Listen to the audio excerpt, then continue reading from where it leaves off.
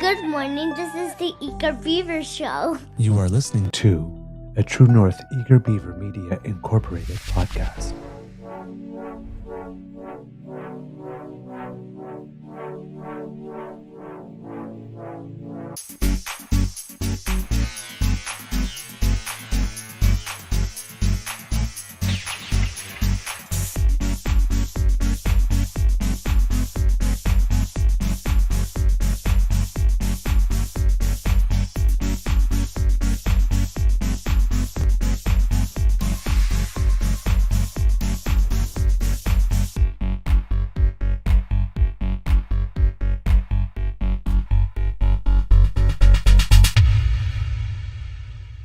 The True North Eager Beaver podcasts are proudly brought to you by our founding sponsors, the Misfit Mysteries from Corvid Moon Publishing, your source for science fiction, fantasy, and cozy mysteries featuring a broad diversity of characters, CanadianTarot.com, your uniquely Canadian online eclectic tarot community, and the Peppermaster, hot pepper sauces made from farm-fresh ingredients to thrill your taste buds and expand your mind.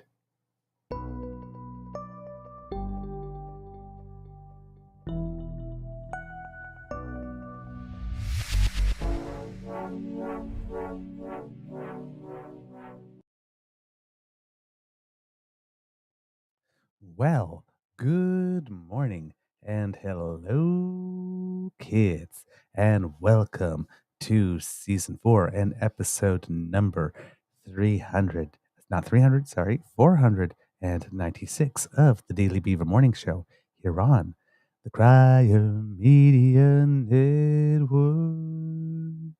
Yeah. Today, recording day is Tuesday, October 22nd, 2024. And I don't care what the weather is going to be like outside. It's going to be a beautiful day at the Beaver Lodge, a beautiful day at the Beaver. I'm so happy today. Of course, a big thank you goes to our podcast's founding sponsors, the Peppermaster, the Misfit Mysteries from Corvid Moon Publishing, and CanadianTarot.com. And it is, for those who are wondering, going to be an actual beautiful day here at the Beaver Lodge weather-wise too. I am your host, the Eager Beaver, pronouns he, him, hey, Mr. Beaver. And not with me, as always, is my good friend, Mr. Grizzly. I'm not quite exactly sure what has happened. Sorry, I got something on my tongue there. I hope that his back hasn't started acting up again. I know that after doing a lot of work, he had managed to get himself well enough to join us for the end of our election results coverage special and to do his ASMR. But that may have knocked the stuffing out of him because I have not heard from him this morning. So I hope that he's all right. And I know that all of you are sending your love. And I have you all to myself today.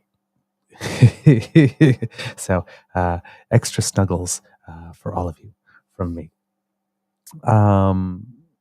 Let's see, what else have we got going on? How's my mental health doing today? Because I normally ask that to Mr. Grizzly. How's your mental health doing today, kids? Give us a little shout out here on the chat. And I'm glad my mental health is doing much better now that take 2 of the show is doing well. For some reason, there was the same audio issues that we had on yesterday's show. And for those who are listening on podcast, I do apologize for the audio quality of yesterday's show if Mr. Grizzly was not able to clean it up before it gets to you. But today, when I saw I had the issues again, I decided to reboot the computer and start all over again. And from what the kids tell me here in the chat, the audio is much better right now. So thank you for the feedback, kids. Really appreciate it. Let's see, what else do we have for you? So how's my mental health doing today? It's doing really well. It's doing really well. And I have to say that is something that is a little unexpected, considering the weirdness. The last 2 weeks have been extremely, extremely weird, with a lot of unfortunate incidents that have taken place. And then, as yesterday I told you about the stuff going on between the 2 neighbors, one to the left and one to the right. Yesterday, that got even much weirder. For some reason, the neighbor on the right is not only has a strobe light flashing in the middle of the night, which he did not do last night, fortunately, but also had a whole bunch of uh, annoying audio sounds. So that horn that I heard playing apparently is a recording of a whole bunch of weird audio sounds. And sometime yesterday afternoon, they started just playing randomly for a very long time. And some of them sounded like alarms. So we were going over to the neighbor's house to go knock on the door to check to see if everyone was okay, because this had been running in the middle of the day for a good long time, and no one seemed to have stopped it. And as I was approaching the property to go knock on the door, for some reason there's some audio sound system through which the person who lives next door can broadcast. And I was very, very firmly asked to get off the property, even though I hadn't actually gotten anywhere on the property yet. Well, not asked, but ordered. And so I'm not sure what's going on in that other house, but it seems that there's some weird stuff, because that is very, very, very abnormal behavior uh, to be trying to engage in sonic and light warfare against a neighbor 2 doors down and not noticing that you have a neighbor between you who might be affected. So I'm not exactly sure what to do with this situation. I'm not sure if I should be calling a mental health service, because that might be a sign that something is not going well in the other house. It seems to me that locking yourself in a house and having a sound speaker and treating your next door neighbor with whom you've never had a problem as somebody who should not be on your property, even to check on you when they hear something that sounds like an alarm going off, is weird. Very, very, very, very weird. Anyway, the weirdness continues. What can I say? Eventually it'll resolve itself, or it will not. But we had a conversation with the neighbors to the right. And because that's the thing, when you're neighbors, you have to coexist, about the dogs that were barking. And it seems that we've reached a mutually agreeable resolution. So hopefully that will prompt the neighbor to the left to uh, have to stop doing the things that they have been doing. But yeah, very, very weird stuff going on the last 2 weeks. That's in addition to 5 shows just magically disappearing, and then weird audio things that are happening now and then. So just a whole bunch of weirdness. I don't know if there's something weird going on in the cosmos or interfering with frequencies or however that is. But yeah, it's just, again, I have no other word for it, but weird, just weird. However, enough about me, kits and cubs. Oh, by the way, sorry, not enough about me just yet, because I'm sure that some of you are waiting with bated breath for the latest curling report. And yesterday, my senior men's team played a match, and we very, very, very handily won. We played quite well. So there you go, senior men's team, yay, yay, yay! And tonight, I also have a match with my regular men's competitive team. So I will have more information about curling for you tomorrow from the Beaver Lodge. But now, let's get to the stuff we all came here for. In case you were not aware, let's say that, you weren't watching this show for the better part of the year. There was an election yesterday in the province of New Brunswick. Oh, kids, get saucy, for your neighbors start playing Mariah Carey's Christmas music as revenge. Oh, that is not nice. Get saucy, when you asked what 5 shows disappeared, it was everything that we had on a restream for all of last week's shows. They had all disappeared. So Mr. Grizzly, Monday, Tuesday, and Wednesday were still already up on YouTube, but Thursday and Friday were not. And then so Mr. Grizzly had to go to YouTube to download the audio from our YouTube rather than our restream, which separates the audio and video, which makes it easier to lift the audio and do the podcast version. There, it wasn't working for him. He had to try several times. It took him about 7 hours to download the audio for Thursday, even though the show was not 7 hours. And it seems that for the Friday show, it went better. But that threw his entire Monday. schedule out of whack, and he's been trying to catch up ever since, and that led to the not sleeping well, and now there are the back issues. But yes, we and then of course on Monday, our Thanksgiving episode, which we had pre-recorded, but had not yet put on YouTube because we were setting it up to broadcast on Thanksgiving Day itself.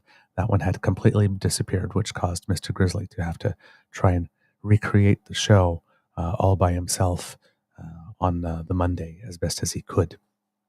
So, which I'm very glad he was able to do, because I had definitely taken the morning off, pretty secure in the knowledge that we had pre-recorded. So yeah, that's what I'm saying. Just weird stuff. Don't know where we don't know where the files went to. They just vanished off of Restream and just disappeared. And then of course there's the thing with my glasses as well, where I was just wearing them on my head and did not jump or do anything crazy and wasn't outside much, and for some reason they just vanished. So my glasses went to the places where that sock goes when you're you put two socks in the dryer, but for some reason one only comes out. All right, kids and cubs. There was an election in la belle province de Nouveau-Brunswick, in that beautiful New Brunswick, and I see that Kit PM Godin is with us this morning. Good morning, bon matin, mon ami. And yes, I see a little bit of a Cool in the Gang here. Celebrate good times, come on. Boom, boom, boom, boom. Woohoo! Oh, yes. And speaking of Cool in the Gang, by the way, they were just inducted into the Rock and Roll Hall of Fame this last week. So there you go. Yes, it is cause for celebration, kids and cubs, because the nation can breathe a little easier. One of the things I mentioned from time to time, but not all that often because I didn't want to create an alarmist vibe, is that Canada was in a bit of a precarious situation, in that we had a certain number of provinces that were run by ideologically conservative governments. And given what the polls are telling us federally at the moment, it looks like we are heading to a very ideologically conservative, well, not genuinely or authentically conservative, but that which is passing for conservatism these days, which has nothing to do with actual conservatism in any way, shape, or form. But what is passing for conservatism in the prime minister seat? And that would create a situation that would be dangerous for us in many ways. Number one being that if Quebec goes the route of electing itself a PQ government that is indeed hell-bent on having a sovereignty referendum, and given the antagonism between that far-right movement and anything Quebec, that I'm sure that if we had a Prime Minister Poilievre, he would do everything in his power to antagonize and provoke Quebec to leave, because a Canada without Quebec is a Canada that is more easy for conservatives to win a majority in. So that would be the first thing. But the second thing is because the way that our charter is written, if somebody wants to make changes to it, you need the agreement of 7 provinces containing 50% of the population. And if you have 7 provinces at least that have ideologically conservative governments and a conservative prime minister that likes to move fast and break a lot of things, and seems to dislike pretty much everything about Canada as we know it, then that creates a very situation where a group of people can get together and just decide that they are wholesale rewriting our Constitution and our Charter of Rights. So when Manitoba flipped, that helped us along the way, because that reduced the number of provinces that were led by ideologically conservative governments down from 8 to 7. We were hoping that Alberta would flip, but Rachel Notley was not able to push it over the finish line. And this year we had 3 elections, and BC had to stay in New Democrat hands, which kind of looks might be the case. It's still too close to call, and we still have to wait about 4 more days to get final results. But there are 2 electoral districts in there where there is an automatic recount. I do not know if there will be judicial recounts in the others. The pundits and experts seem to be of the belief, though I don't know based what on, that it looks like the recounts probably won't change much. So we can be hopeful, but I never start celebrating before all the votes are officially cast and the result is sanctioned. But as it stands right now, it does look like BC could remain in NDP hands. And then we had to flip one. And it looks like Saskatchewan was going to, at the beginning of the year, that Saskatchewan was the least likely one to flip. So we had focused on New Brunswick, given that Premier Blaine Higgs was the most despised leader in by their own people in the nation, and because Susan Holt, we had noticed early in the year, um, seemed to be in it to win it. Based on some videos that she was putting out, she had some videos with some substance and some policy, and there's a lot of people that use this as conventional wisdom in the election and political field, that it's best to try to keep your platform as close to the vest as possible until the last possible minute, so people have the least amount of time to scrutinize it and ask you questions about it, which seems counterintuitive to um, the objective of helping Canadians cast a fully informed vote. The other fear about putting your platform out early is not only does it, give it more time to be criticized, but gives more time for people to adjust their offerings based on yours to sort of neutralize them or steal your best ideas. Which again, if it's a good idea, shouldn't matter who implements them. A good idea is a good idea. But Susan Holt came out early with some platform ideas, and I believe when we saw her in January, it was about health. And she was very, very concrete. She had certain things that she wanted to do. You could tell that she had already thought about it, that she was coming with not only slogans or even concepts of a plan, but an actual plan. And we found that impressive.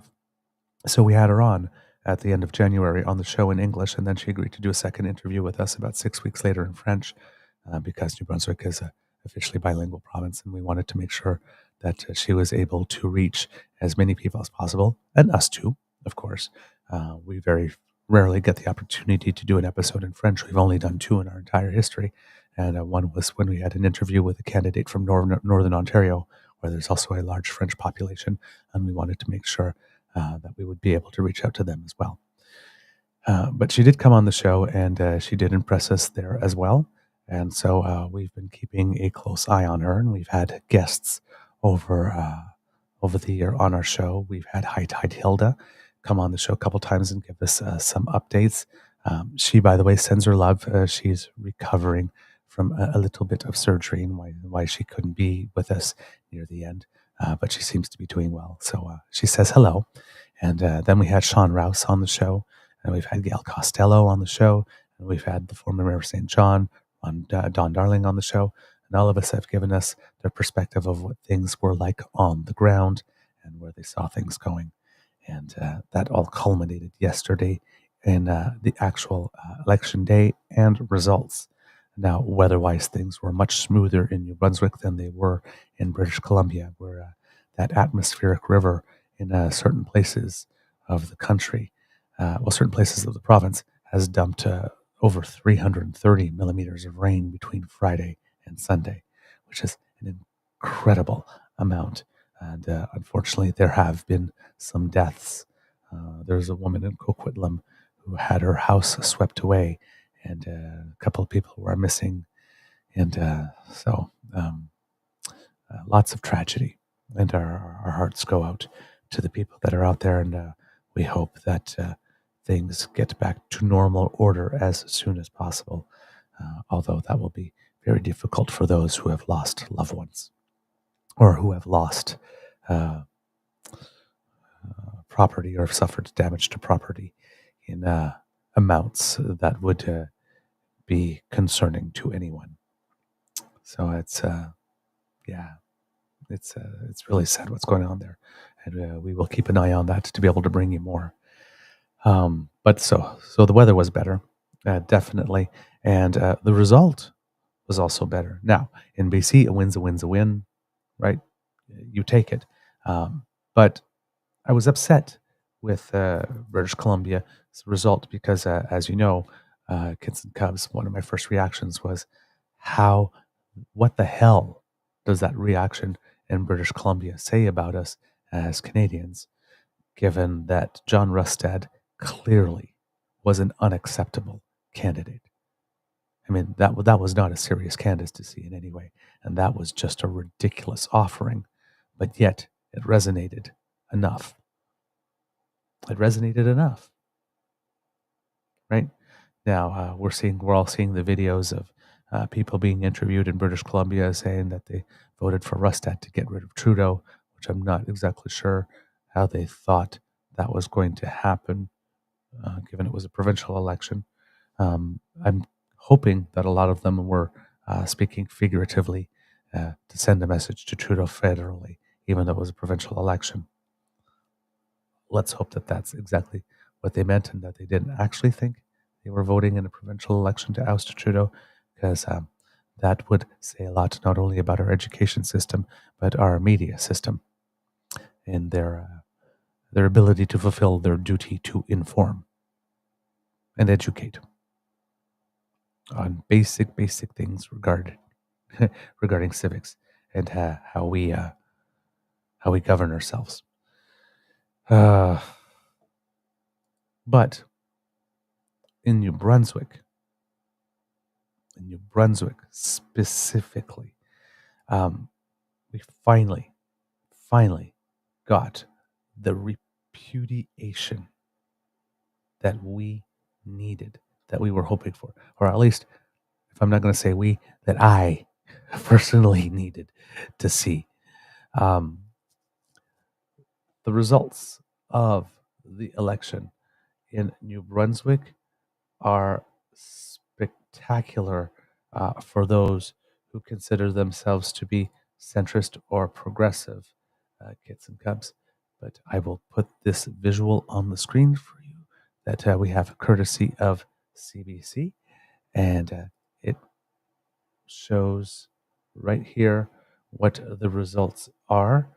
The Liberal Party under Susan Holt took 31 of the 49 seats and 48.2% of the vote share. The Progressive Conservative Party under Blaine Higgs was reduced to 16 seats and took 35% of the vote share, and the Green Party picked up 13.8% of the vote and maintained 2 seats. Although I do believe that there was a switch in the seats for the Green Party, and then there may be other results here, it says below, because there were other parties in there. The New Democratic Party picked up 1.3% of the vote. The People's Alliance lost the 2 seats that they had originally and dropped down to just under 1% of the vote. Then there was the Libertarian Party of New Brunswick that took a half a percentage of the vote. 1/10 of the vote went to independents. 1/10 of the percentage of the 1/10 of a percentage, not 1/10 of the vote, went to an independent candidates. 1/10 of a percentage went to the Social Justice Party of New Brunswick, and then 1/10 of a percentage went to the Consensus New Brunswick Party. And I have to say that the last 2 parties are not parties I have heard of in any way. So there you go. It was on the upside of the election. Turnout was quite good in this election. As we mentioned, we had talked about the Saskatchewan one, where turnout was under 60%. And we had looked at some election turnout results from previous elections federally and all that kind of stuff. And we mentioned that the best voter turnout in a federal election in the last while was the election of 1993, where we had just under 70%. But prior to that, it was pretty common to get at least 70% turnout at our in our elections, and that had not been happening for a long time. The election that brought us Trudeau got us close to that, got us to 68% turnout, and then has been dropping since. But with regard to New Brunswick, the provincial election got a turnout of 66.1, which is pretty decent considering the standard that has been set recent of late. So we'll take that. We'll take. We would like even more people voting, but at least 2/3 casting of eligible voters casting their vote um, is positive, and let's hope that that keeps growing because we do have a voting problem here in Canada. That people seem to think that it's a luxury they have to not do it, which they do. We just wish that they wouldn't avail of themselves of their option to check out. Let's put it that way. So the results are in. It is a very, very decisive victory, and I would like to point out here that the Liberal Party, with its 31 over 16, pretty much, for all intents and purposes, minus one seat, has double the votes, double the seats of the Conservative Party, and it won with a share of 48.2%. So um, that's as close to 50.1% as you can get, and 50.1% is an outright majority with the votes. So it was it's a clear majority in terms of the seats, and almost a clear majority in terms of the actual votes. So this is a resounding victory. This is a crushing defeat. And the reason that this, for me, was very, very necessary is because of the campaign that the progressive conservatives under Blaine Higgs, on which it chose to run. Um, it was transphobic, definitely. Uh, there didn't seem to be much at all for healthcare, even though New Brunswickers are really not happy with the state of their healthcare. Premier Higgs and this party did not have much additional new spending to try and bring healthcare in line. They were curiously unambitious in their platform when it comes to that. And and then of course, he's not a big fan of francophones, and the relationship with the Indigenous community is not necessarily the best as well. So when you look at all the things on which they ran, um, uh, same thing, the way that they treated nurses and teachers wasn't great as well. So you add all of that stuff up, and considering that in New Brunswick, when we had the conversation with Gail Costello, I asked her specifically when it came to the things regarding trans kids and Policy 713, whether that was something that had played itself out mostly before the election period and just didn't get a lot of mention during it, or whether it was something else. She confirmed to us with much dismay that it wasn't indeed a central plank of this election campaign for the Progressive Conservative Party, and they really did run on it hard. In British Columbia, John Rustad, for all the controversial things that were coming out of his candidates and out of his own mouth, either live or in the past that were brought back, he basically just lifted the standard playbook, all the grievances, all the positions, anti-vax, anti-trans, anti this, pro that, but all the typical ones that you would expect, and ran on that. He didn't really have much of its own. So while he did have the anti-trans stuff going on, it was one more thing in a whole list of other weird things that he had going on, and it was mentioned, but it wasn't necessarily a highlight or singled out. But for Higgs, he was specifically uh, singling that out. And this type of repudiation, this type of crushing defeat for that type of elections, for that toxic brew of policies, I'm hoping, as Kit Sassi says, means that a message has been sent. Now, with the BC one stays the same, we are in a position to say that these policies have been on the ballot twice now and have both been rejected, even though the British Columbia rejection was not as forceful as I would have liked it to have been. But in this case, it really is.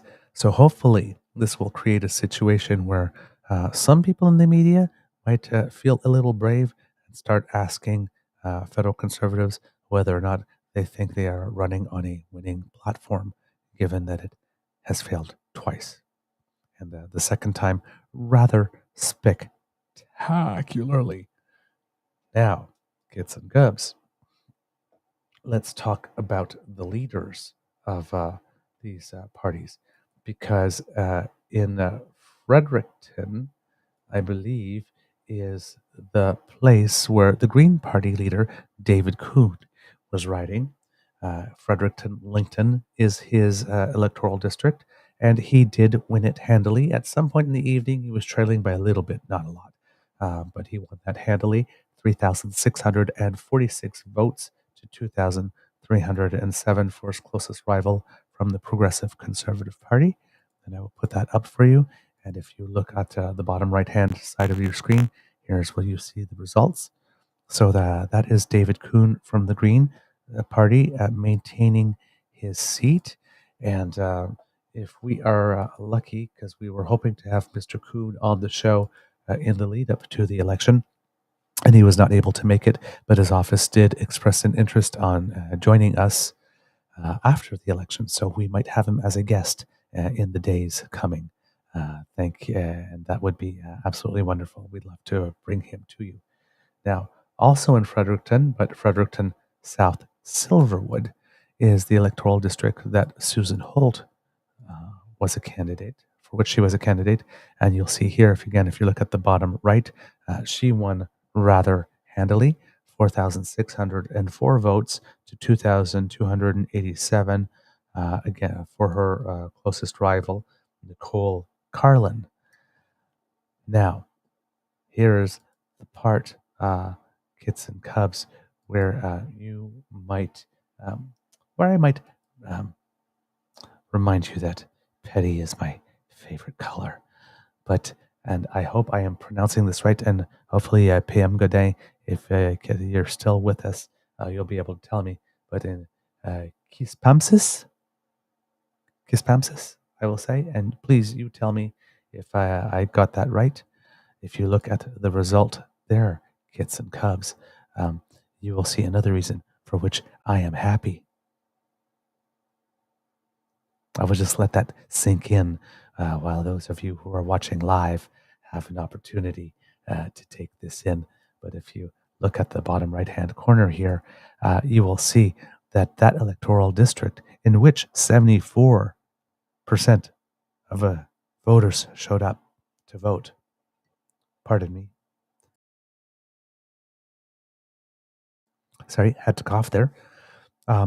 You will see that Aaron Kennedy of the Liberals won that seat, 3,860 votes to 3,667 for Blaine Higgs, which means, kids and cubs, that not only did the Progressive Conservative Party of New Brunswick lose the election in stunning fashion, but the leader of the party, Blaine Higgs, also lost his seat.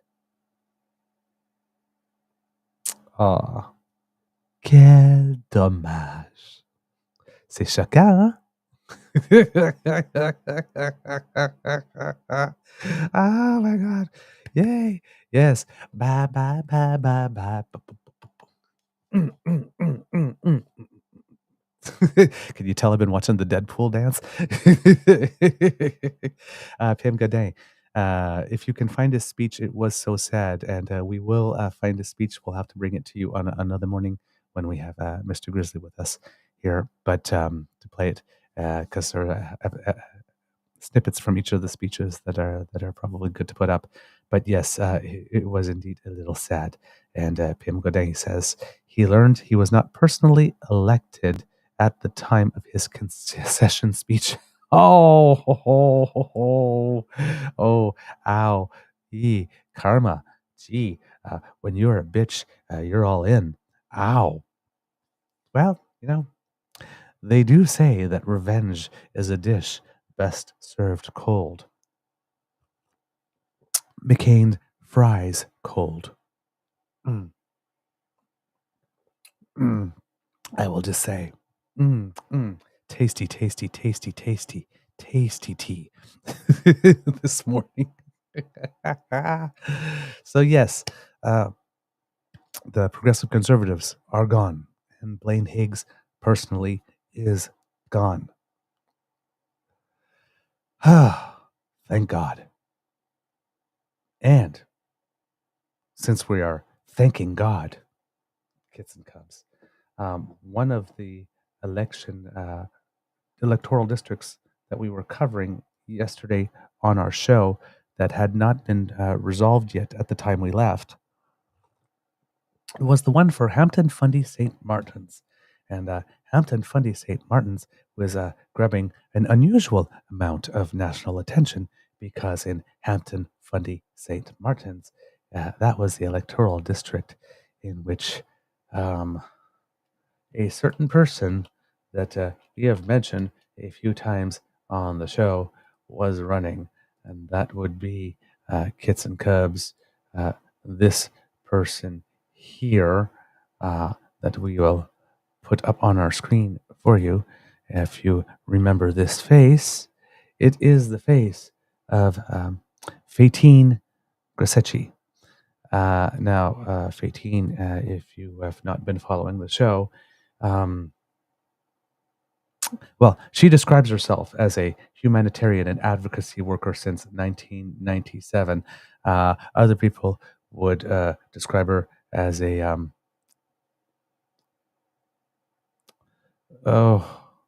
I'm trying to find the word that would be respectful to people. That she's downright delusional. She believes that she is what the evangelical type movement calls a charismatic leader.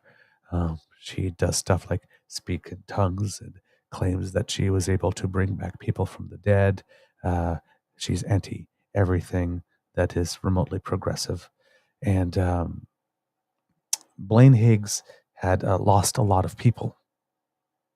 A lot of people in his cabinet were tired of his one-man show way of running things and the opposite of evidence-based decision-making attitude that he brought to his government. And he was abandoned by many team, but he seemed to have replaced them very quickly and easily with a whole new bunch of people that were way, way, way, way hardcore social conservatives and other things of the like. And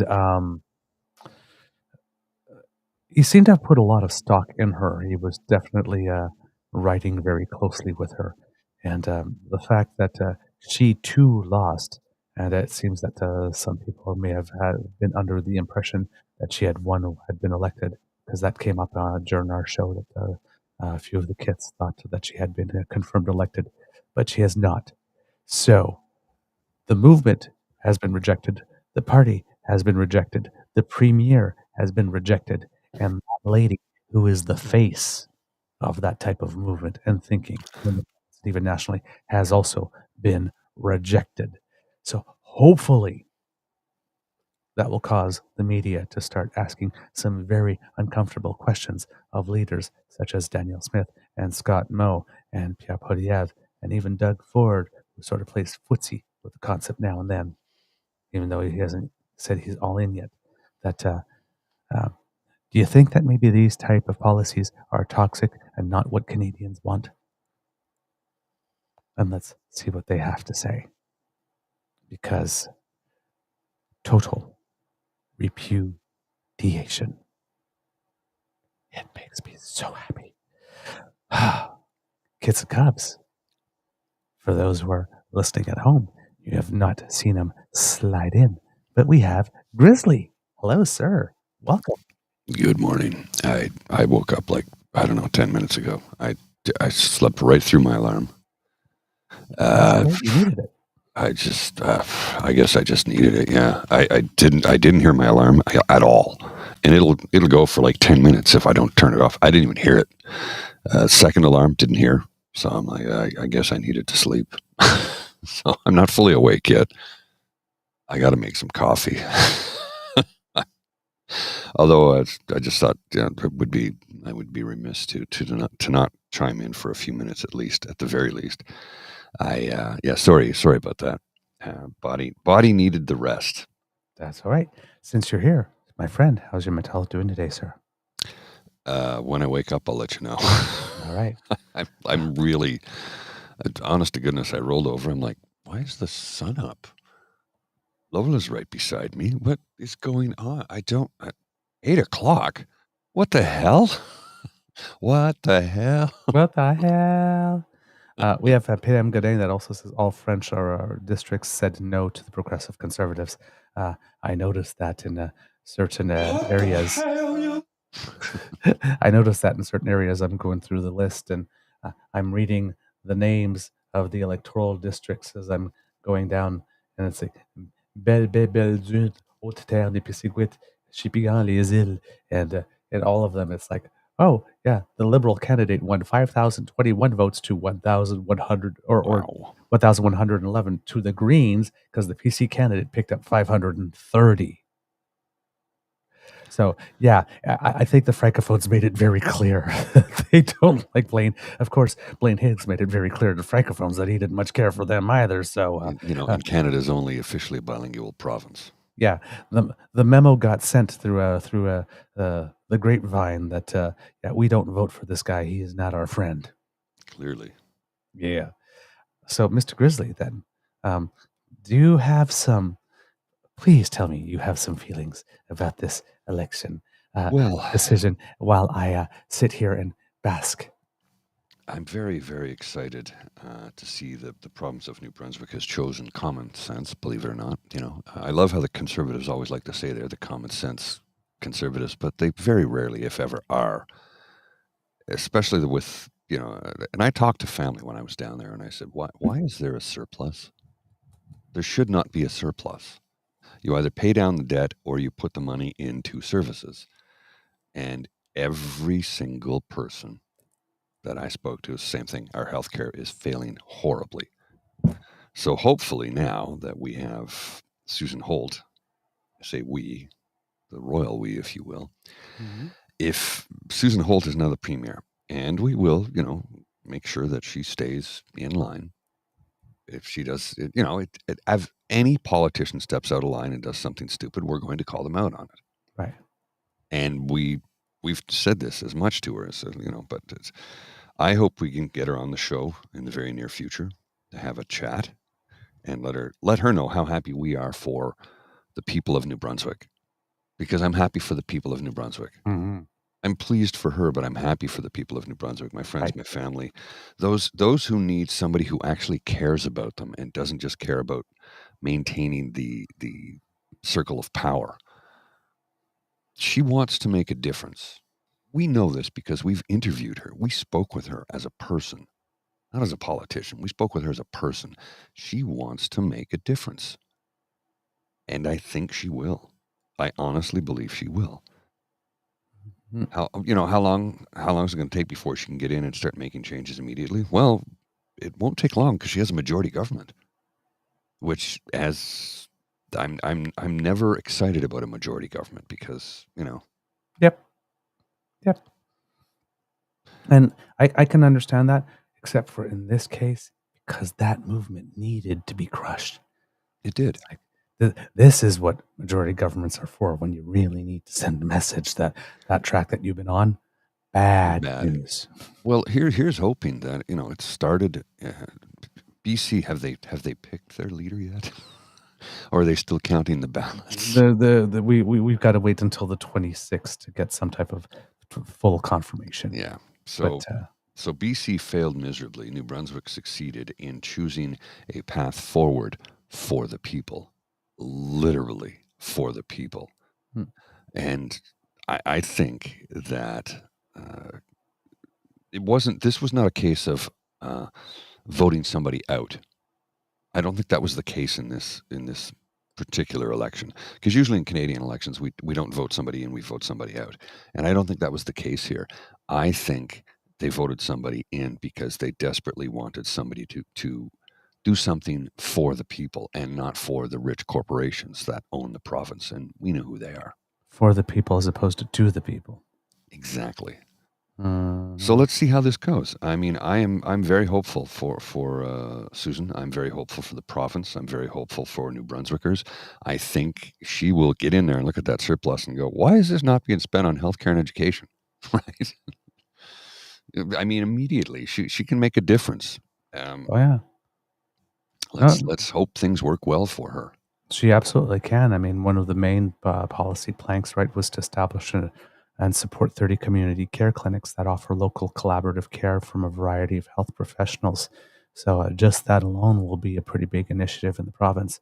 If she can get that done, or get a good chunk of the way on that done, that is going to be it's going to be transformational Well, in that province. you remember what I said back in early January. 2024 is the year of the pushback. We're seeing it. We are seeing it firsthand. We are witnessing it live in real time. And hopefully that year of the pushback continues in the United States of America in a couple of weeks. Yeah. BC, I don't know what the hell happened there. Saskatchewan, I hope they get on the pushback train and say, you know what, Mo, you got to go. Well, let's just put it this way. The permission structure has now been created, right? Mhm. Despite the fact that it was so close in British Columbia, it does still look like an NDP win. Yes. And if that's the case, it's not by a lot, but a win's a win. And then New Brunswick did it. And I know that there is hunger and appetite for change in Saskatchewan, but there's also that whole narrative that, no, that's not going to happen. It's not going to happen here. That movement is, that's dead and buried now. This is the new way forward. You have no hope. Give up. Well, they just saw two provinces where it was tested, and the conservative option was rejected. So maybe non-conservative voters in Saskatchewan might feel a little extra motivation or hope, or at least not feel that Mo is inevitable. Mm. Go on now, Mo. Get out the door. Just turn around now, because you're not welcome anymore. Well, and the thing we need to address here is the in British Columbia especially, New Brunswickers seem to be a little bit more plugged into how civics function and work in this country. And I will have to say that I don't think that's the case in British Columbia, because you have federal politicians, as you well know, lying about provincial jurisdictions all the time. Pierre Poilievre does it, and so does Jagmeet Singh, blaming Justin Trudeau for things that are provincial responsibilities. And I'm going to show you a clip here from British Columbia. It's 25 seconds, and just watch. Conservative. Why conservative? Well, first of all, you just need a change, and then definitely get the Liberals out. Conservative. Why conservative? I'm done with Justin Trudeau. Wednesday is the final day for advanced. Okay, that's enough of that. British Columbia doesn't even have a Liberal Party to get out. Exactly. They don't have a Liberal Party. The Liberal Party that they had was Liberal in name only.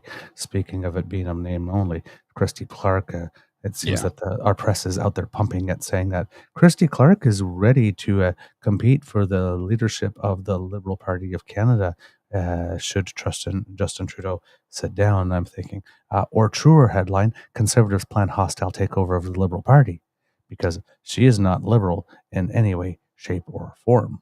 No. And so it's like right now you look at this and this woman says, we got to get the Liberals out. I'm like, there's no Liberal Party in British Columbia. And then the second one, got to get rid of Trudeau. It's a provincial election. It has nothing to do with him. I know. And you don't have a Liberal Party in the province. Yeah, I know. Yeah. This is why we have a show to teach people basic civics.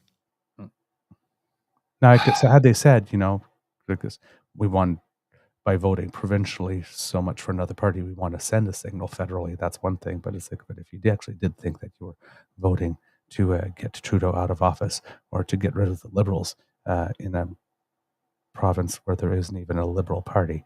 And speaking of Liberal Party, Christy Clark, the last party that you led, does it not exist anymore? I don't think you're a good candidate for the leadership of a federal party. On that note, however, that win in New Brunswick sure does a lot for the Liberal brand, because it is starting to look like it's a brand that's on life support. There's only one province where there was a Liberal government, which is Newfoundland and Labrador. And right now, with the federal party, 20 points in the polls back, it does create the impression that the brand was completely dying. So this type of impressive victory does. There's still life in the old boy yet. Let's put it that way. So that's a good thing as well. So kits and cubs, we can breathe a little easier because now there are only 6 provinces with an ideologically conservative government, which protects the Charter and Constitution for now. And I'm not sure when the next Newfoundland election is coming along, but that's the only other one that could flip another way anytime soon, because unfortunately, up until recently, with the victory of Mr. Canoe and Miss Holt, there were only 2 of the 10 provinces that were not run by an ideologically conservative government, so there wasn't that many more left to flip towards the conservative way. So the balance is now 6 to 4 rather than 8 to 2, which is a little bit more balance. Now, typically in Canada, however, this is something that happens, and a lot of people don't necessarily notice, when the provinces start switching away from conservative governments, when you have a federal Liberal government, that usually tends to indicate that there will be a change at the federal level, because Canadians like to switch them over. When you'll remember when Justin Trudeau became Prime Minister, I think about 7 of the provinces or something were led by more progressive governments, which made the initial deals, like on the carbon pricing and whatnot, easier to get all the provinces to sign on to. And then those things and then more of them switched to conservative-minded governments. And now that it seems that federally there might be a push to get rid of the Liberal government and go to a conservative government, we're seeing some provinces switch to more progressive or centrist-minded governments. So while this is good news for the citizens and the residents of New Brunswick, it is a potentially, if conventional wisdom was going to be adhered to, not a great sign for the federal Liberals to see some provinces switching over to the same ideology. But that's a general rule. It's not necessarily, how would I put it, hard and fast rule. Now, Kit Saucy has been telling us all week long that we might have another provincial election coming up that wasn't planned this soon, was planned for next year in Nova Scotia. Tim Houston does have to have it at some point next year. But a lot of conservative parties provincially, and this is why Doug Ford has been musing with the idea as well, are thinking of going early before the federal one is happening, because should Polyev win the federal one, that would probably increase their chances of losing the provincial one. They'd like to sneak in another mandate just under the wire. But according to Kit Saucy, Nova Scotia is likely to go Liberal as well, because Zach Churchill is liked. I would recommend trying to get Zach Churchill on the show. Possibly they might be a good idea to get outreach within Nova Scotia. We will definitely look into that, Kit Saucy. Thank you for the suggestion. Based on polling to date,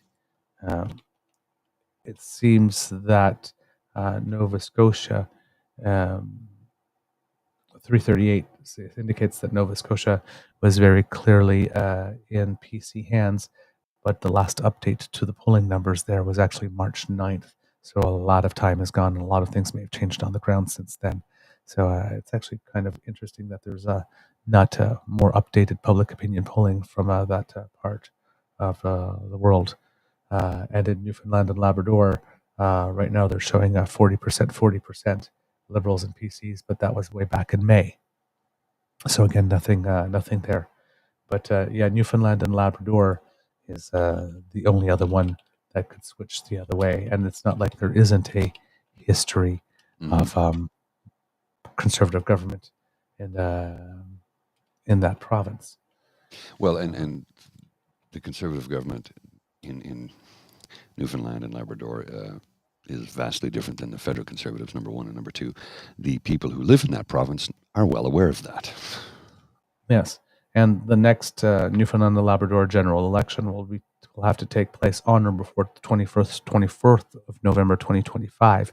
So that's why that one is still important to monitor, because if we're at 6 right now, and let's say we had the regular federal election in October that went all the way, and then in November we get Pierre Poilievre, and in November Newfoundland and Labrador flips, we're back to 7 again.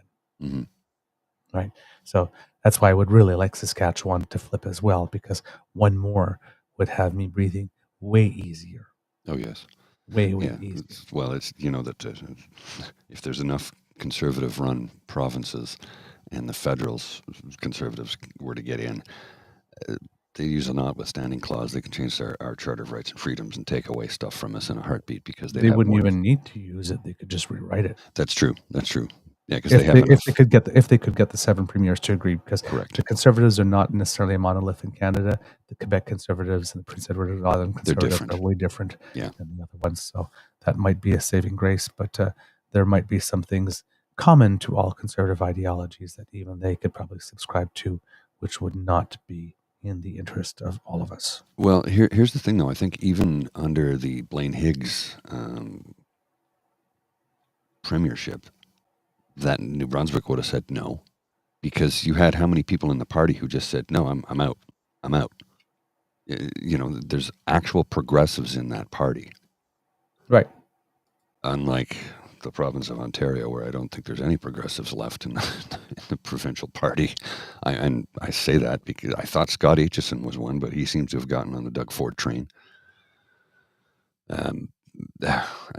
Anyway, I do have to jet, though. I have to get to work.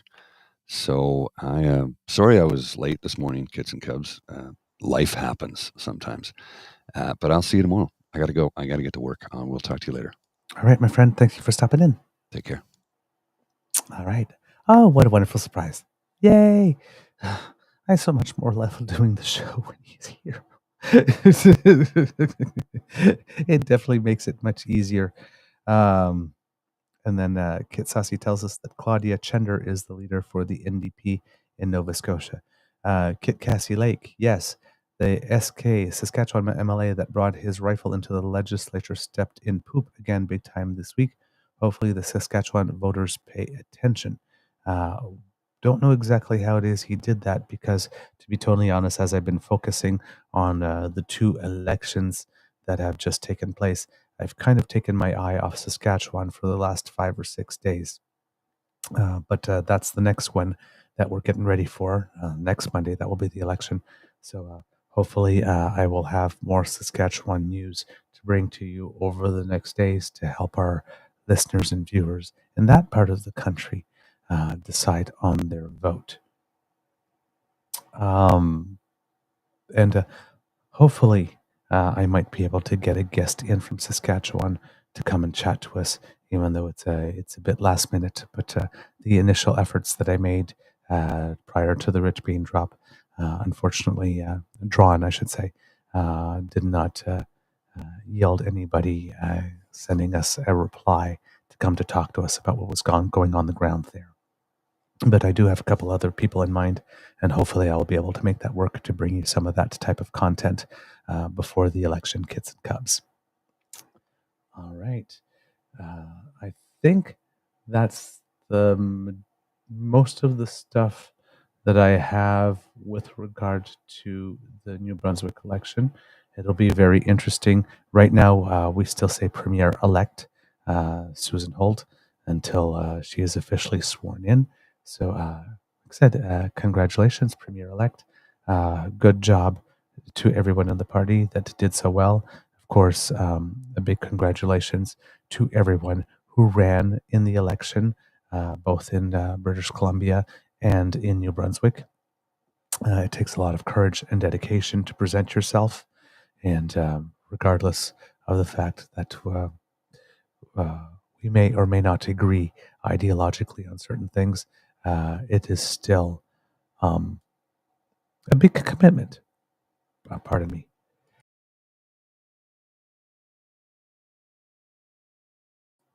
Sorry, I just sneeze there. A big commitment to be able to put yourself up for public office and run publicly with everything that comes along with it. And I congratulate and thank everybody who took the time to put their name on offer in those two elections. Because, like I said, you got to run for something, and if not you, who? You might be the person that you are waiting for. You might be the change that you were waiting for the whole time. There you go. All right, kids and cubs, a little bit of extra news for you here.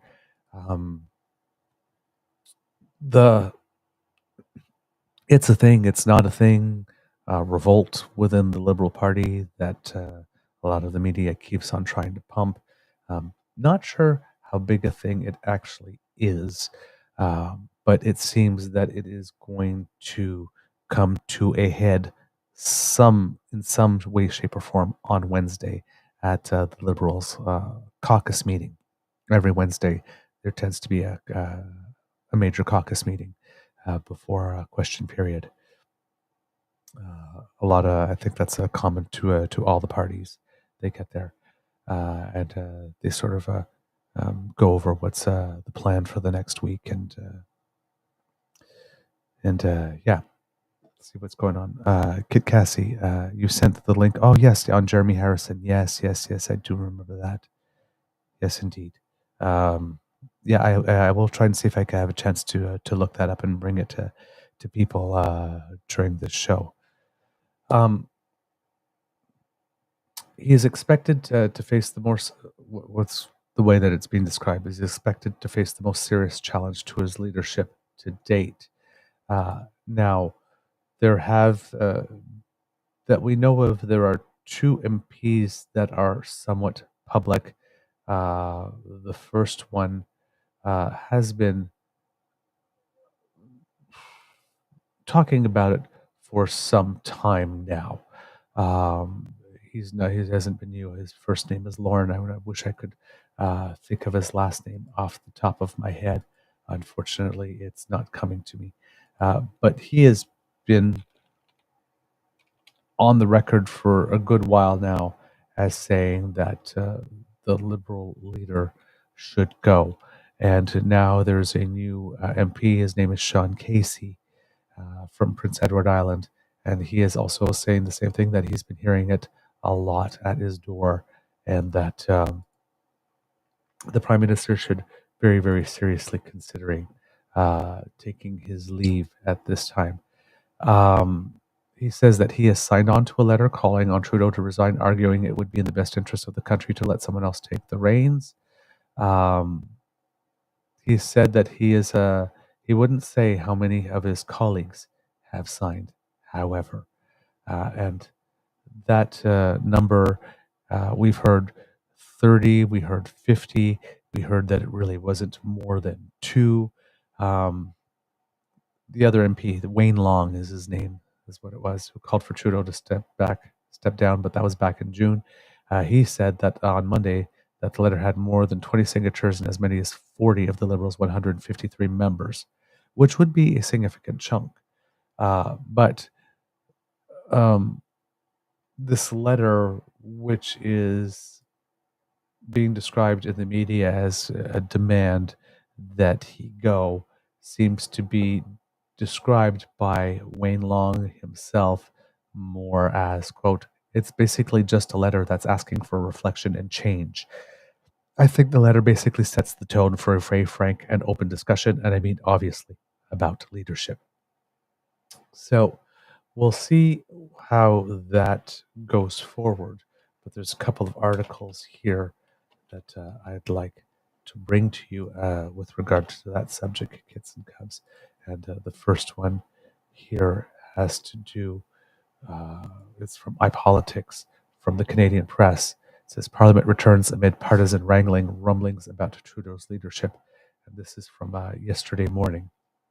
The House of Commons returns today from a week-long break, but it's unlikely to be business as usual. Members of Parliament are slated to resume debating a Conservative demand for documents about federal spending on green technology projects. As we've talked about this before they left for the Thanksgiving break.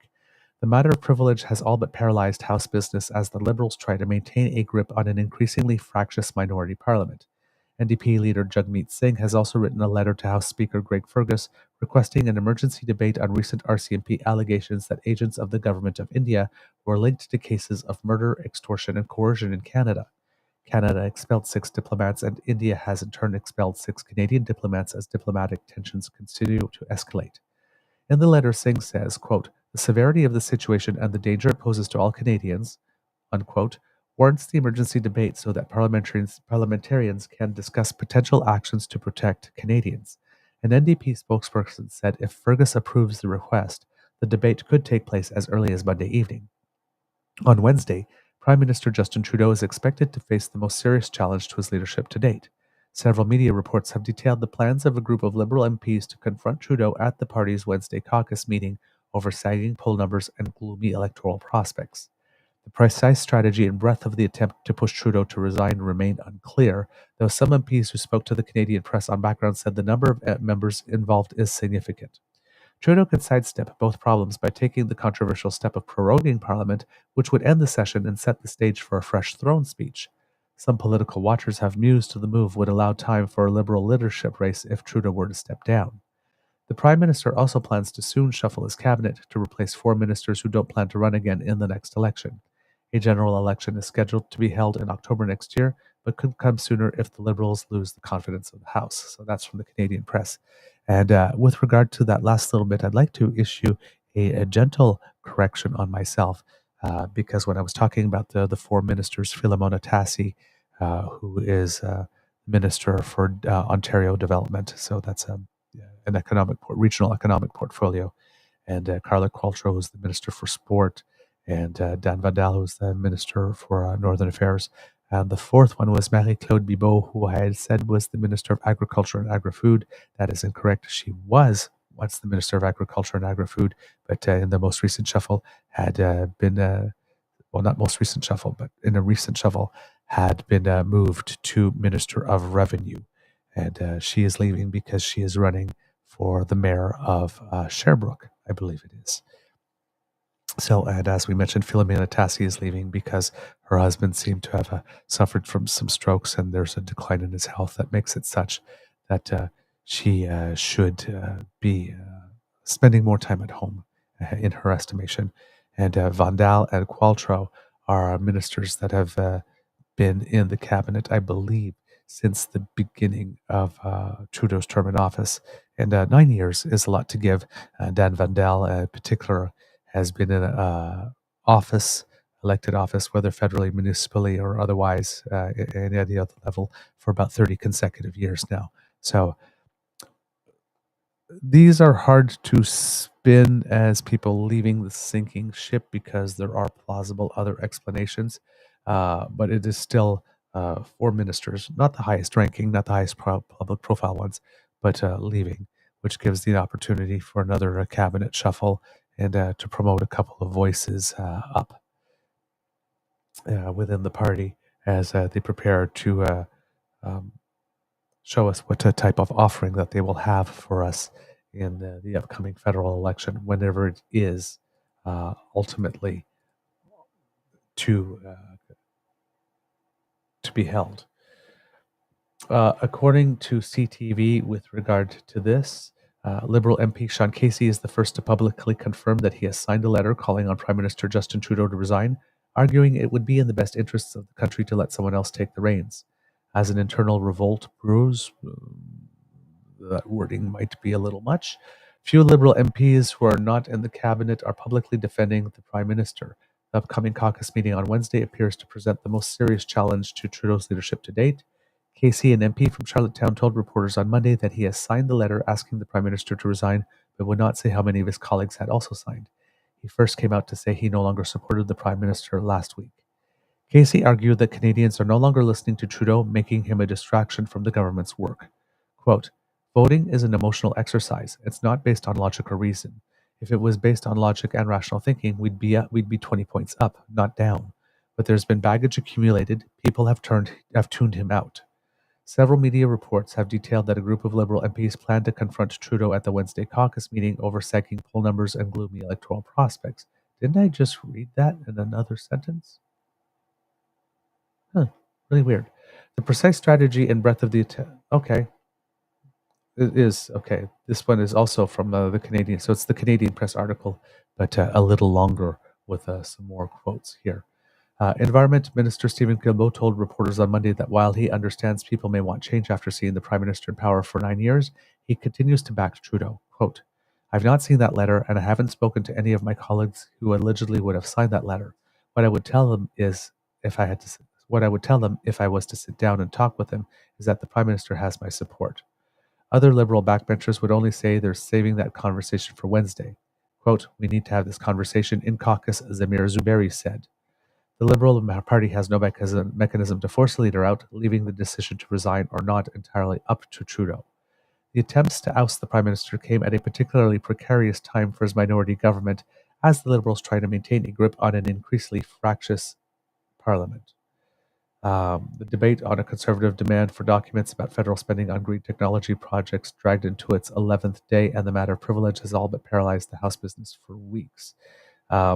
And it looks like there might be a workaround from that Karina Gould is trying to see whether or not she can enact, but there would be a way to sort of sideline that debate on of privilege for a couple of moments in order to push through some legislation that might be more important to the Liberals, such as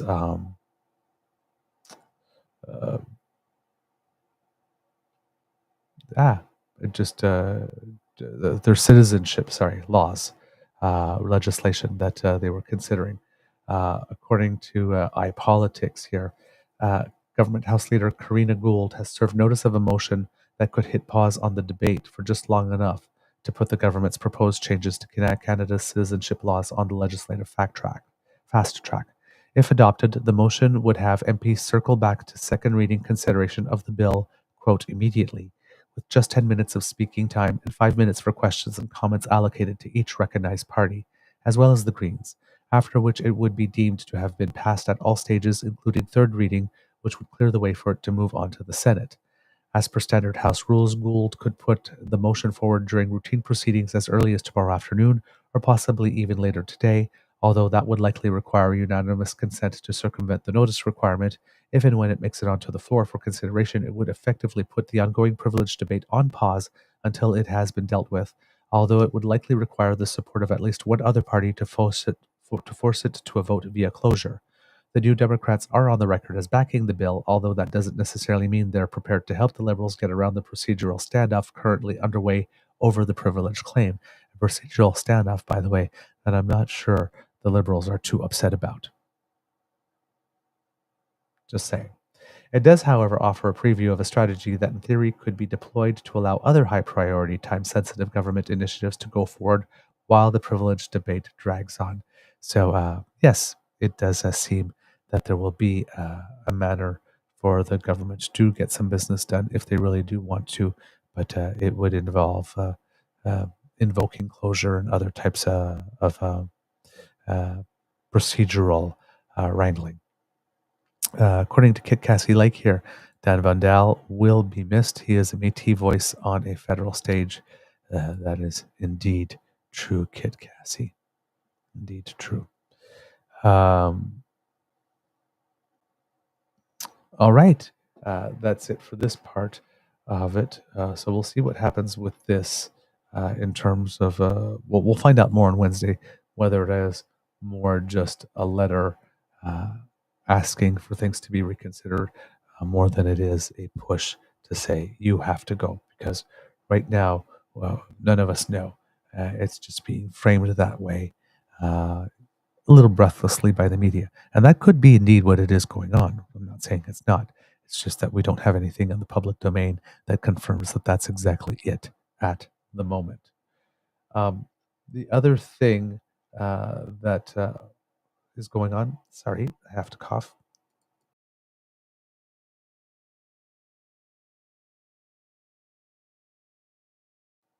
is that Doug Ford has made a bit of a clever move provincially.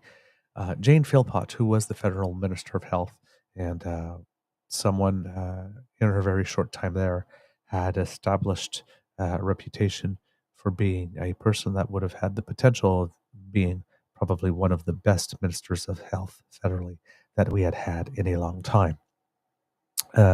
Is currently working with Queen's University, and her position there ends in June. And she had been musing aloud about being open to the idea of running for politics again very soon.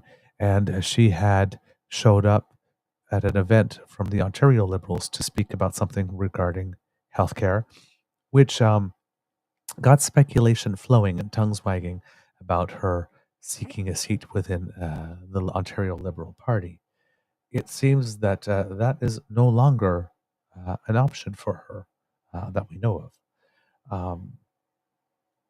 She told QP Briefing that she is not running in the next election for any party, but there's a reason for that. Another opportunity came her way, courtesy of Doug Ford. So this initially would sound counterintuitive, but let's read upon it and find out. This is by Barbara Patrochinio of QP Briefing. Oh, darn. All right.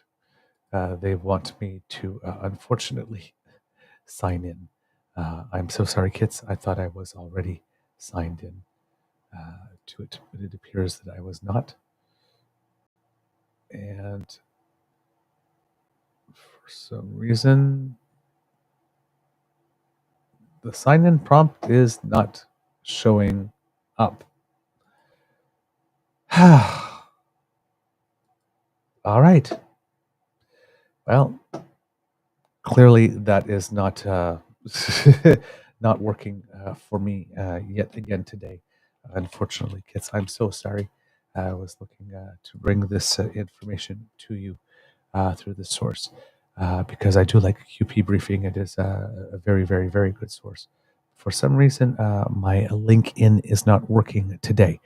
But what has happened, kits and cubs, is that Doug Ford offered Jane Philpott a position that is very, very, very appealing to her and her interests, but it does take her off the table as a candidate to run for another party, which strategically may have had something to do with why it is that Premier Ford offered this position to her.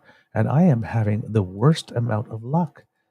None of the services to which I am subscribed right now seem to want to work to help me to bring you this story.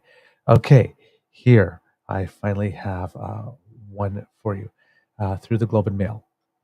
And this is from Laura Stone. Premier Doug Ford's government has appointed former federal Liberal cabinet minister Jane Philpott to lead a new primary care action team with a mandate to connect every person in Ontario to a primary care physician within 5 years, or to primary care, period, without necessarily being a physician. The appointment, announced Monday, is intended to, quote, close the gap for the estimated 10% of Ontarians, of which I am one, who aren't linked to a primary healthcare team, the government said in a news release Monday, first reported by the Globe and Mail. The announcement is being made as the Ontario legislature resumes for the first time in 19 weeks after an extended summer break and as the government considers an early election call. Mr. Ford's government has faced criticism from advocates and opposition parties about a lack of access to family doctors in the province. The appointment of Dr. Philpott, a well-respected former politician and health professional, may be viewed as an attempt to address concerns that the government isn't doing enough to address the issue, or anything at all, actually. But the government has defended its record on healthcare, pointing to research from the Canadian Institute for Health Information, or CIHI. According to the CIHI, 90% of people in Ontario had access to a regular healthcare provider in 2019-20 and 2020, the highest rate in Canada. In her own recent remarks, Dr. Philpott has estimated that 2.5 million Ontarians do not have a family doctor nor any other access to primary care, and that number is projected to grow to 4.4 million people in 2026. Dr. Philpott, a former Minister of Health and Indigenous Services in Justin Trudeau's government, quit cabinet in 2019 over the Liberal government's handling of the SNC Lavalin affair. She now serves as the Dean of the Faculty of Health Sciences and Family Medicine at Queen's University and has advocated for a system where each person in the province is automatically connected to a primary care healthcare team. She likens it to every child being assigned to a public school in their neighborhood. Our goal will be for 100% of Ontarians to be attached to a family doctor or nurse practitioner working in a publicly funded team where they receive ongoing comprehensive care and people can access that care in a timely way, Dr. Philpott said in a statement from Monday's news release. Dr. Philpott will begin her position as chair and lead of the new primary care and action team on December 1st. Her role is to provide and implement a plan to ensure the Ontario healthcare minister can, quote, further expand team-based primary healthcare across the province, the government said. The plan is to ensure, quote, more convenient, not conservative, convenient access to existing teams with better service on weekends and after hours, as well as to reduce the administrative burden on family doctors and improve connections to specialists. Ontario alleged Health Minister Sylvia Jones said Dr. Philpott's appointment will have enormous benefits for the province's healthcare system. Quote, there's no one I trust more than Dr. Philpott with her considerable experience to keep moving us forward and get us across the finish line of connecting everyone in the province to more convenient primary health care within the next 5 years, Ms. Jones said in a statement. Doing so will have enormous benefits for people's health and well-being as well as the province's healthcare system by reducing pressures on emergency departments. Dr. Philpott also spoke at the Ontario Liberal Convention this summer about the need for a, quote, healthcare home for every community, and recently wrote a book on the subject called Health for All, a doctor's prescription for a healthier Canada. In a previous interview with the Globe, she said she is open to speaking with any party that wants to improve access to primary care and is nonpartisan. Dr. Philpott previously worked alongside the Ontario government in 2020 as a special advisor on its Ontario Health Data platform. So, this could be a positive development because, on the one hand, she's a very serious person who knows a lot about this and likes to get things done and likes to be in positions of leadership where she can move the ball forward. And this would be a good position for her. My problem with this is I keep on looking to what happened to the doctor in Kingston who got called up by Ontario Premier Doug Ford to become his public health representative. And Ontario Public Health Officer who had done an extremely good job in Kingston during the COVID pandemic. Kingston was one of the last cities to have the initial onset of the illness in its region, but one of the first to have some facilities in place to be able to handle it. And as we know, at some point,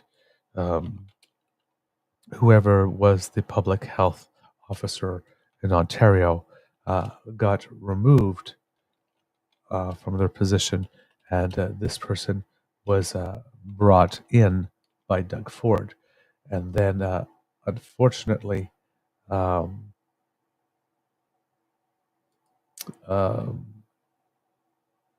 he kind of disappeared at this moment.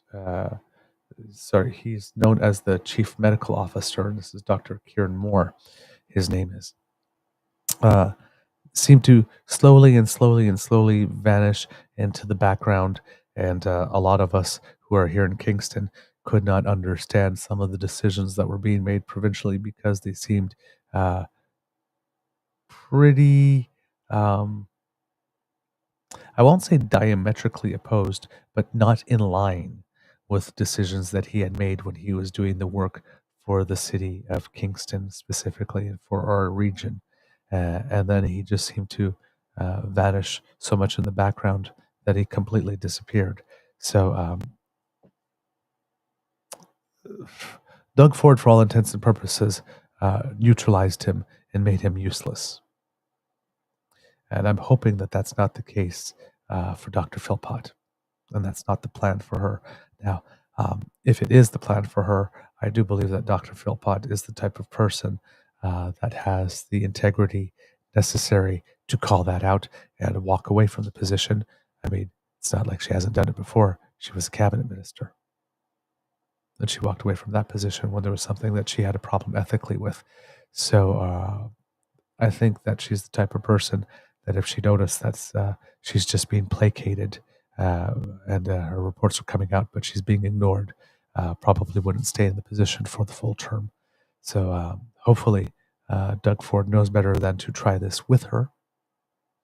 And hopefully that this is a sincere effort to try to get the over 2 million Ontarians who do not have access to primary care on a regular basis to get that fixed within the next 5 years. That would be very, very nice. I would appreciate that a lot. Doesn't mean that I will vote for Doug Ford any more than I would because he created the mess in the first place, and I'm not going to give him a cookie for fixing a mess that he made. But the mess does need to be fixed. So, has potential. I'm hopeful. If Doug Ford doesn't do anything to screw it up and allows the system to work as it should and allows Dr. Philpott to do the work as she is capable and as we know she's capable of doing, then there should be no problem. But if she has any other agenda than that, that might prove to be a situation that will have some friction, a relationship that will have some friction down the road. So let's hope that that's not what is in store for us, because we really would prefer to have the health care. Thank you. All right, kids and cubs, I do believe that we have a show. That is the end of this episode of the Daily Beaver Morning Show. We hope that you love listening to us because we love making this for you. Remember that sharing is caring and word of mouth is priceless. So please tell your peeps and poops all about us.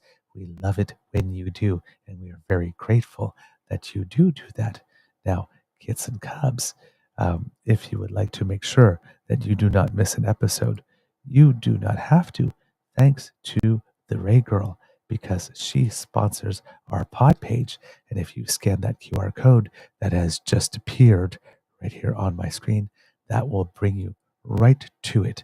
That's podpage.com/The True North Eager Beaver, lowercase letters, lowercase letters with a hyphen between each one of those words.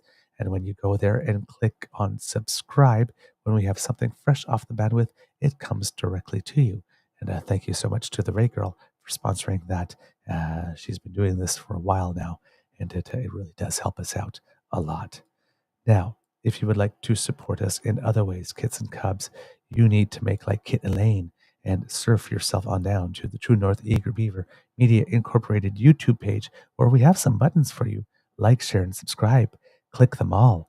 And that makes us very, very, very happy, because it means that you care about us and that you want more people to know about us. It also helps with the algorithm and all that kind of stuff.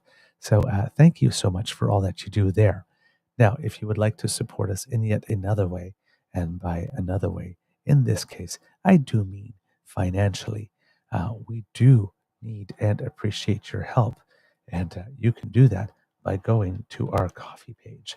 That's coffee, ko-fi.com/eagerbeaver, lowercase letters, all in one word. We appreciate it when you go there, because when you do, well, you leave us a little something that helps us take care of the costs that come with producing this show and delivering it to you. We hope that you enjoy our content and would like to encourage us to do more.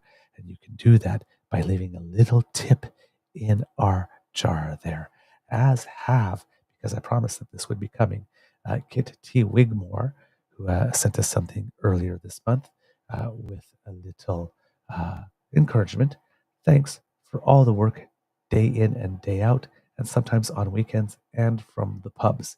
It is a labor of love, Kit T. Wigmore, and we are more than happy to do it, especially when we get love like that coming from our listeners and subscribers and viewers. So thank you. Then we have Kit Wendy, who has sent us a little message. Amazing work as always, gents. Much thanks and appreciation for all you do, keeping Canadian peeps informed. Democracy is something that you do. Cheers. Thank you so much, Kit Wendy, for your support and your frequent support as well. So we appreciate it. Thank you. We are very fortunate here at the Beaver Lodge to have some kits and cubs who don't support us just once in a while, but support us regularly throughout the year whenever they can. And that definitely lightens our load.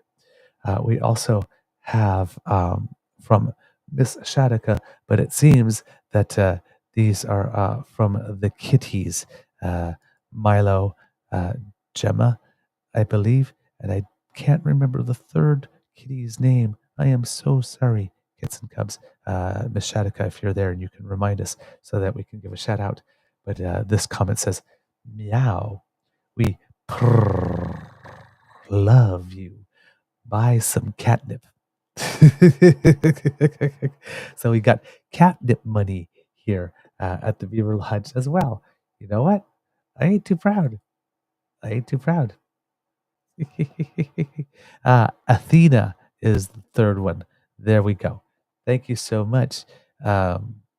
We are a big fan of the kitties here at the Beaver Lodge, and we are grateful for their perfect support. Catnip will indeed be bought, we promise.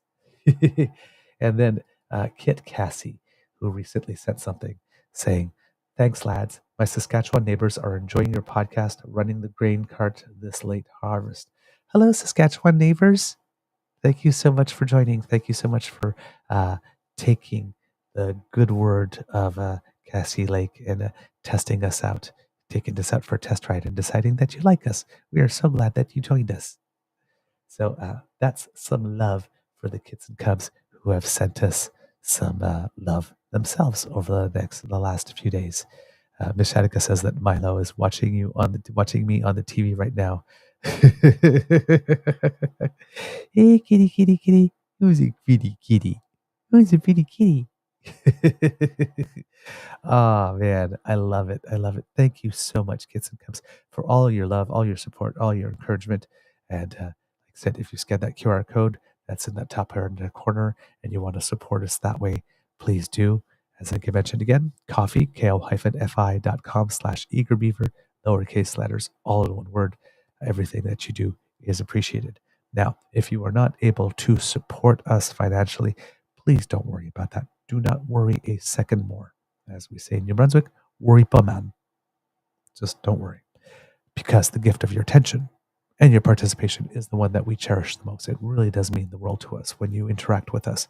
And we love to hear from you. So truenortheagerbeaver@gmail.com is where you can write to us. You could also reach us on our Twitter feed at TrueEager, our Facebook page, True North Eager Beaver, or if you happen to be listening on YouTube, please leave a comment below.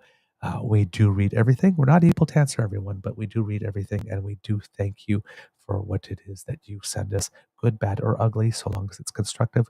We can make use of all of it in making the show better for you.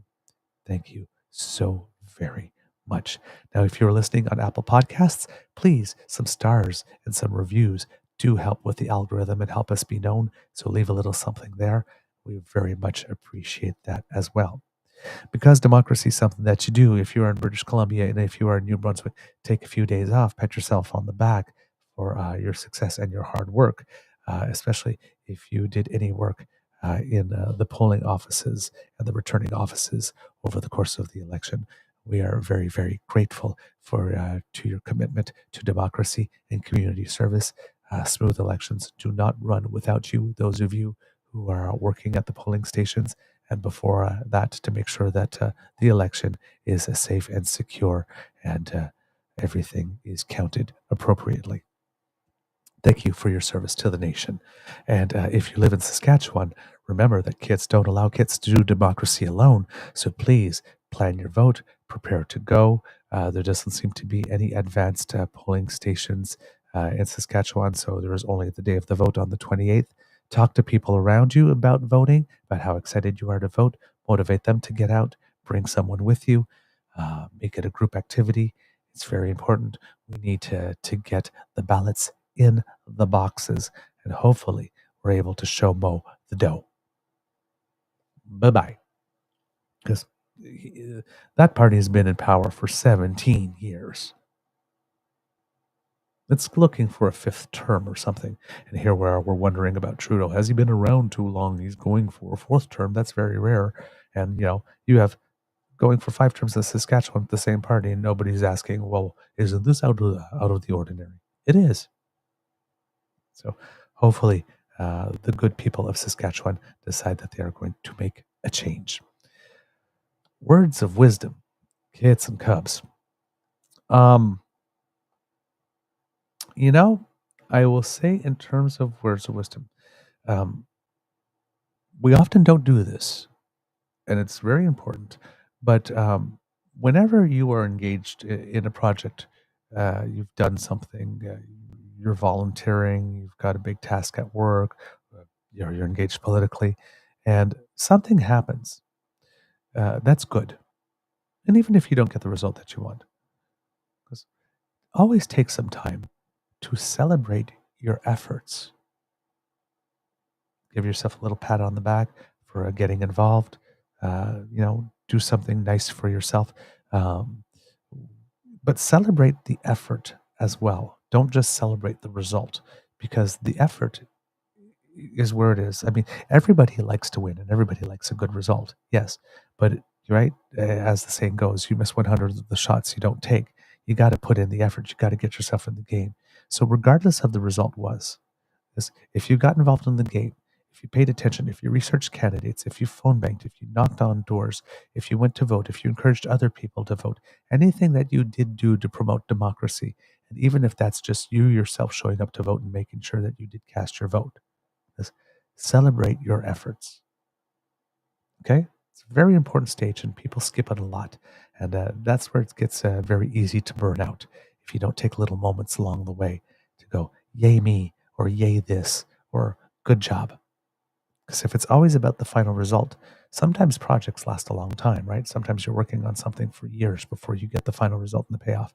If you don't celebrate yourself and celebrate your efforts along the way and the little milestones along the way, that's a long time to have your nose to the grindstone with a very little reward or payoff.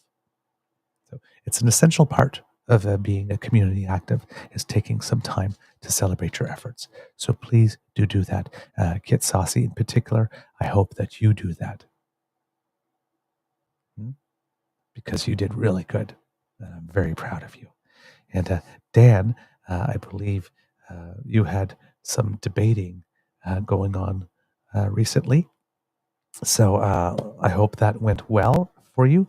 And Dan's election is on November 4th. So we're sending all the good vibes that we have a Councillor Kit Dan in Toronto. That would be a pure delight. Okay. I guess that's the end. So I will say, it could be a tough world out there, kids. So please, please, please, please be kind to and gentle with yourselves. And now I will say that it is time to cue the cock. You are listening to a True North Eager Beaver Media Incorporated podcast. The True North Eager Beaver podcasts are proudly brought to you by our founding sponsors, the Misfit Mysteries from Corvid Moon Publishing, your source for science fiction, fantasy, and cozy mysteries featuring a broad diversity of characters, CanadianTarot.com, their uniquely Canadian online eclectic tarot community, and the Peppermaster, hot pepper sauces made from farm-fresh ingredients to thrill your taste buds, and expand your mind. We are grateful to the Crier Media Network for its support, Pete Jarvis for our artwork, and Paul Joseph Something for our opening and closing sequence music.